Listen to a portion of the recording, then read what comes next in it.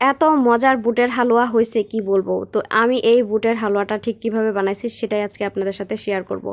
তো দেখলাম ফ্রিজের মধ্যে হচ্ছে বুটগুলা সিদ্ধ করে রাখাই আছে।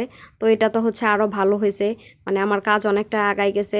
তারপর এই বুটটাকে হচ্ছে মানে পানি দিয়ে হচ্ছে ঠান্ডাটা মানে ছাড়াই নিছি, তারপর এটাকে ব্লেন্ড করছি।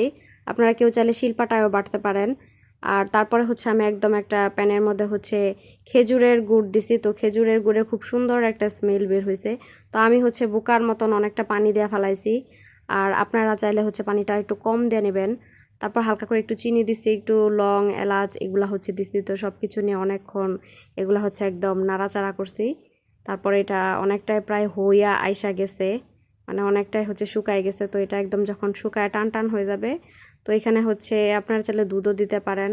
আর আমি হচ্ছে এখানে করছি, দুধের গুঁড়া দিছি। তো এটাকে হচ্ছে সুন্দরভাবে নাড়াচাড়া দিছি। তারপর এটাকে হচ্ছে এই বাইরা বাইরে কইরা তারপর ঠিকঠাক করার পর তারপর এটা হচ্ছে একটা প্লেটের মধ্যে মানে মানে জোড়ানোর জন্য রাখছি। তো এটা হচ্ছে একদম সমান করে বাইরে বুইড়াই ঠিক করছি। আর যেন মানে যে এরকম সুন্দর করে স্কোয়ার করে হচ্ছে পিস পিস করা যায়। তো এই শেপটা আনার জন্য হচ্ছে এই অবস্থা করা।